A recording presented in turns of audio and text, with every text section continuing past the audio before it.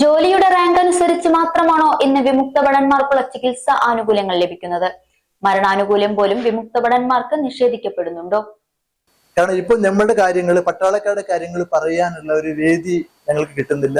മറ്റ് വലിയ വലിയ സംഘടനകൾ എന്താണെന്ന് വെച്ചാൽ അവരിപ്പോഴും, നിങ്ങൾക്കൊക്കെ അറിയുന്ന ഒരു കാര്യമുണ്ട്, ഈ ആർമിയും സേവി എയർഫോഴ്സ് നയിക്കുന്നത് നമ്മുടെ ബഹുമാനപ്പെട്ട ഓഫീസേഴ്സ് ആണ്. അപ്പോൾ ആർമിയുടെ ഈ സംഘടന എന്ത് കാര്യങ്ങൾ എന്ത് നടത്തണമെന്ന് ആലോചിക്കുന്നത് അവരാണ്, അതിനെപ്പറ്റി തീരുമാനിക്കുന്നത് അവരാണ്, അത് നടപ്പിലാക്കുന്നതും അവരാണ്. അപ്പൊ അതിനകത്ത് ഞങ്ങളുടെ JCO NCO OR എന്ന് പറയുന്ന താഴെത്തട്ടിലെ വിഭാഗങ്ങൾക്ക് ഒരു സംവിധാനമില്ല, അല്ലെങ്കിൽ അതിനെപ്പറ്റി കാര്യങ്ങൾ പറയാനുള്ളൊരു അവസരം സാധാരണ കിട്ടുന്നില്ല. പേരിന് ആരെങ്കിലും വെക്കും, അവർക്കൊന്നും പറയാൻ പറ്റില്ല. അപ്പൊ ഇത്തരം കാര്യങ്ങൾ നമുക്ക് കുറെ ബുദ്ധിമുട്ടുകളുണ്ട്. നിങ്ങൾക്ക് അറിയുന്ന കാര്യം, ഈ OROP കാര്യങ്ങളായാലും, ഒരു മിലിറ്ററി സർവീസ് പേ എന്നൊരു സംഗതിയുണ്ട്. മിലിറ്ററി സർവീസ് പേ ഒരുപോലെ ഒരു സ്ഥലത്ത് ചെലവിക്കുന്ന ഒരേ സർവീസിന് എല്ലാ ആളുകൾക്കും രണ്ട് തരത്തിലുള്ള പേയാണ്. ഓഫീസേഴ്സിന് 15,500 രൂപ കൊടുക്കുമ്പോൾ അതിന് തൊട്ട് താഴെയുള്ള JCO NCO OR കിട്ടുന്നത് വെറും 5,200 രൂപയാണ്. ഇത്രയും 10,300 രൂപയുടെ വ്യത്യാസം, അത് പല സംഘടനകളും പറഞ്ഞെങ്കിൽ ഞങ്ങൾ അതിനൊക്കെ വേണ്ടിയാണ് കൂടുതൽ ശ്രമിക്കുന്നത്. അത് നിയമം അനുശാസിക്കുന്ന രീതിയിൽ, ജനാധിപത്യപരമായ രീതിയിൽ ഞങ്ങൾ എല്ലാവരും സമീപിച്ചുകൊണ്ടിരിക്കുകയാണ്. അത് കിട്ടും.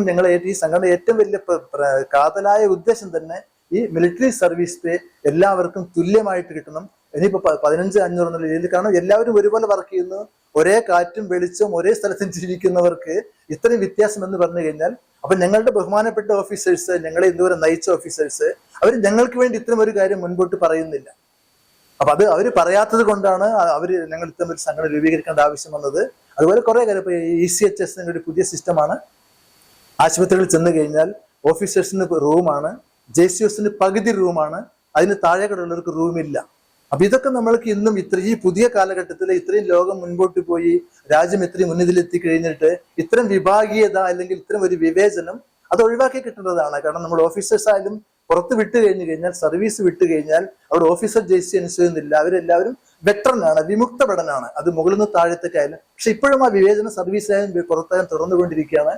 അത്തരം വിവേചനങ്ങൾ ഒഴിവാകണം. നമ്മളൊക്കെ മനുഷ്യരാണ്.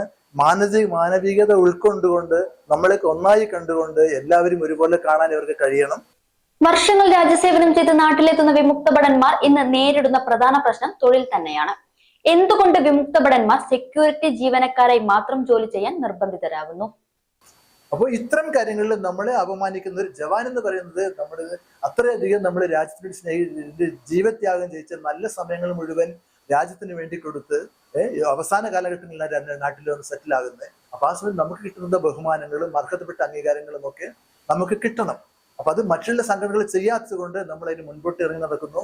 കൂടാതെ 80 വയസ്സായ ആളുകളെ, കിടപ്പ് രോഗികളെ, ഞങ്ങളുടെ സംഘടനയിൽപ്പെട്ടവരാണെങ്കിലും അല്ലെങ്കിൽ ഞങ്ങൾ അറിഞ്ഞു കഴിഞ്ഞാൽ അവരവരുടെ വീടുകളിൽ പോകുന്നു, ഒരു ഷാളിട്ട് ആദരിക്കുന്നു. ഒരു ഷാളിട്ട് ആദരിക്കുന്നതിന്റെ പേരിൽ നമ്മളവരുടെ വീട്ടിൽ പോയി അവർക്കൊരു സാന്ത്വനം നൽകുകയാണ്. നിങ്ങളോടൊപ്പം ഞങ്ങളുണ്ട് എന്ന സന്ദേശം അവർക്ക് നൽകുകയാണ് ചെയ്യുന്നത്. അത്തരത്തിൽ കുറെ കാര്യങ്ങളുണ്ട്. ഇപ്പൊ അടുത്ത കാലത്ത് മരിച്ച സ്ഥലങ്ങളിലൊക്കെ എയർഫോഴ്സ് ആയാലും നേവി ആയാലും ആർമിയുടെ ആയാലും ഞങ്ങൾ ഇടപെട്ടുകൊണ്ട് അവർ വന്നു റീത്ത് വയ്ക്കുന്നു, കൊടി പതിപ്പിക്കുന്നു. അപ്പൊ അത് ഈ ഞങ്ങളുടെ സംഘടനയ്ക്കല്ല അതിന്റെ പേര് കിട്ടുന്നത്. ഏത് സംഘടനയാണ്, ഏത് ഓർഗനൈസേഷനോ ചെയ്യുന്ന, ആർമി ആണെങ്കിൽ ആർമി, നേവി എങ്കിൽ നേവി, എയർഫോഴ്സ് നേവി, എയർഫോഴ്സ്, അവർക്കാണ് അതിന്റെ പേര് പോകുന്നത്. കൂടാതെ ആ നാട്ടിലുള്ള ജനങ്ങൾക്കും ആളുകൾക്കും ഞങ്ങളുടെ സേനയെ പറ്റി അവർക്ക് നല്ലൊരു ഇംപ്രഷൻ ഉണ്ടാവുകയാണ്. അപ്പൊ അത്തരം കാര്യങ്ങൾ മുൻപോട്ട് കൊണ്ടുപോകണം. അതിനുവേണ്ടി ഞങ്ങൾ എല്ലാവരും ഒരുമിച്ച് പ്രയത്നിക്കുകയാണ്. തീർച്ചയായിട്ടും ഞങ്ങൾ എന്നും കേരളത്തിൽ എല്ലാ വിമുക്ത ഭടന്മാരോടൊപ്പം ഈ സംഘടന എല്ലാ കാര്യങ്ങളിലും ഏത് സമയത്തും 24 മണിക്കൂറും ഉണ്ടാകുമെന്ന് മാത്രം ഈ അവസരം ഞാൻ പറയാൻ ആഗ്രഹിക്കുകയാണ്. വിമുക്ത ഭടന്മാരിൽ നിന്നും പിരിക്കുന്ന തുകയുടെ ഗുണഫലം വിമുക്ത ഭടന്മാർക്ക് ലഭിക്കുന്നില്ല എന്നതാണ് സത്യം. ECHS ചികിത്സയ്ക്ക് സംസ്ഥാന സർക്കാരും തുക ഈടാക്കുന്നു. ഏതെല്ലാം അതോറിറ്റിക്ക് ഞങ്ങളുടെ ഈ വിവേചനത്തിന് എതിരായിട്ടുള്ള കത്തുകൾ മാത്രമാണ് ഞങ്ങൾ പ്രൊസീഡ് ചെയ്തുകൊണ്ടിരിക്കുന്നത്. കാരണം ഞങ്ങൾക്ക് നേരിട്ട് അവിടെ ഒരു അക്സസ് ഇതുവരെ ആയില്ല. ഒരു സെൻട്രലായാലും രജിസ്ട്രേഷൻ വേണം, കേരള ഗവൺമെന്റിലാണെങ്കിലും രജിസ്ട്രേഷൻ വേണം. പ്രത്യേകമായിട്ടും വിമുക്തഭടന്മാർ വരുമ്പോൾ മറ്റൊരു ജോലി അവരുടെ ട്രേഡിനനുസരിച്ച് കിട്ടുന്നത് വരെ അവരൊരു സെക്യൂരിറ്റി ജോബാണ് ആദ്യം സീക്ക് ചെയ്യുന്നത്. അപ്പോൾ അതിൽ ഇവിടെ കേരള ഗവൺമെന്റിന്റെ ഇതിൽ എന്താ പറയുന്നത്, മെഡിസെപ്പ് എന്ന് പറഞ്ഞിട്ടൊരു സിസ്റ്റം ഉണ്ട്. അതിലും പൈസ കോൺട്രിബ്യൂഷൻ വാങ്ങിക്കുന്നുണ്ട്. അത് ഈ പട്ടാളക്കാരോടും വാങ്ങിക്കുന്നുണ്ട്, വിമുക്തഭടന്മാരോടും. അവർക്ക് ആൾറെഡി ECHS എന്ന് പറഞ്ഞതിൽ മാസം 1000 രൂപ കട്ട് ചെയ്തുകൊണ്ട് പോകുന്നുണ്ട്. അത് ഈ 97% വരുന്ന ഇന്ത്യ രാജ്യത്തുള്ള വിമുക്തഭടൻ, അതായത് ഓഫീസർ കാറ്റഗറി അല്ലാത്തവർ എല്ലാവരുടെ അടുത്തും ഈ 1000 രൂപ വാങ്ങിക്കുന്നുണ്ട്. അപ്പോൾ എത്ര കോടിക്കണക്കിന് രൂപകൾ പോകുന്നുണ്ട്. പക്ഷെ അതിൻ്റെ എല്ലാം ശരിയായ അതിൻ്റെ യൂട്ടിലൈസേഷൻ ആ താഴേക്കടയിലുള്ളവർക്കൊന്നും കിട്ടുന്നില്ല. ഇപ്പോൾ ഈ റൂമിൻ്റെ കാര്യം സാറ് ഇത് പറഞ്ഞ പോലെ തന്നെ രോഗം ഒന്നാണ്, അത് മുകളിലുള്ളവരായാലും താഴെയുള്ളവരായിരിക്കും. ആ രോഗിയുടെ ഇത് കണക്കിലെടുത്ത് വേണം ആനുകൂല്യങ്ങൾ കിട്ടേണ്ടത്. അതാണ് സൂചിപ്പിച്ചത്. അപ്പോൾ അങ്ങനെ ചെറിയ ചെറിയ കാര്യങ്ങൾ വിമുക്തഭടന്മാരുടെ എല്ലാ പ്രശ്നങ്ങളിലും ഇടപെട്ടുകൊണ്ട് മുമ്പോട്ട് പോവുകയാണ്. പട്ടാളക്കാർക്കും വിമുക്തഭടന്മാർക്കും നേരെ അതിക്രമം നടക്കുന്നു എന്നത് പകൽ പോലെ സത്യമാണ്. സർക്കാർ നിയന്ത്രണത്തിലുള്ള കർഷക വിജ്ഞാന കേന്ദ്രം വിമുക്തഭടന്മാരെ അപമാനിക്കുന്ന സാഹചര്യം പോലും നിലവിലുണ്ട് എന്നതാണ് സത്യം. കൂടാതെ തന്നെ നമ്മൾ മുൻപൊക്കെ നിങ്ങൾ കേട്ട് കാണും, ഇപ്പൊ കഴിഞ്ഞൊരു വർഷമായിട്ട് ഇല്ല, അതിന് മുമ്പ് പോലീസ് സ്റ്റേഷനിൽ നിന്ന് കഴിഞ്ഞാൽ പട്ടാളക്കാരോട് അപമര്യാദയായിട്ട് പെരുമാറുന്നതായിട്ടും പട്ടാളക്കാരെ തല്ലുന്നതുമായിട്ട് കുറെ കേസുകൾ മുമ്പ് വന്നിട്ടുണ്ട് പല സ്ഥലത്തും. അപ്പൊ 2024 ജനുവരി 19 ഞങ്ങള് PSSKയും മറ്റൊരു സംഘടന കൊടുക്കണം, ഞങ്ങള് തിരുവനന്തപുരത്ത് ബഹുമാനപ്പെട്ട DGP ഓഫീസ് മാർച്ച് നടത്തി അദ്ദേഹത്തിന് നിന്ന് കൊടുക്കുകയുണ്ടായി. അതിനുശേഷം കൂടുതൽ ഈ തല്ല് കേസ് വന്നിട്ടില്ല. കഴിഞ്ഞ മാസം ഞങ്ങൾ വീണ്ടും കഴിഞ്ഞ മാസം ഡിസംബർ 5-ന് ബഹുമാനപ്പെട്ട DGPക്ക് ഞാൻ ജനറൽ സെക്രട്ടറി എന്ന നിലയ്ക്ക് ഒരു കത്ത് കൊടുത്തിരുന്നു. അതിനകത്ത് അപേക്ഷിച്ച് ഇത്ര മാത്രമാണ്, പല പോലീസ് സ്റ്റേഷനിൽ ചെന്ന് കഴിഞ്ഞാൽ ഞങ്ങൾക്കോ ഞങ്ങളുടെ കുടുംബാംഗങ്ങൾക്കോ മാന്യമായ പെരുമാറ്റം കിട്ടുന്നില്ല. അപ്പൊ അതുകൊണ്ട് അതിന് വേണ്ട നിർദ്ദേശങ്ങളെല്ലാം പോലീസ് സ്റ്റേഷനിൽ നൽകണം.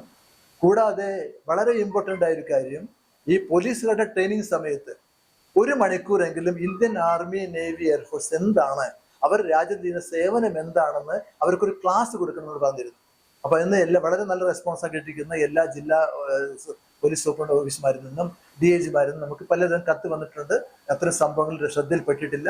മേലാൽ അത്തരം സംഭവം ഉണ്ടാവുകയാണെങ്കിൽ കർശന നടപടി എടുക്കുന്നതിന് വേണ്ടിയിട്ട് എല്ലാ SSമാർക്കും കത്ത് കൊടുക്കുന്നുണ്ട് പറഞ്ഞിട്ട് മറുപടി വന്നിട്ടുണ്ട്.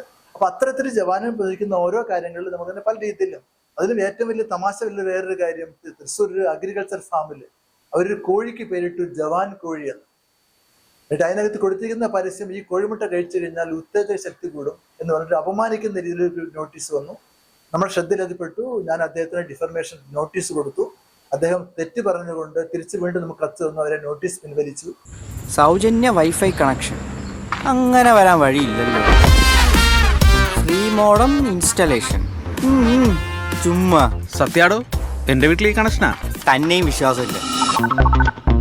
അല്ല, കേരള വിഷൻ. കേരള വിഷനിലേക്ക് സ്വാഗതം. ഇപ്പോൾ വൈഫൈ കണക്ഷൻ എടുക്കാം ഫ്രീ ആയി.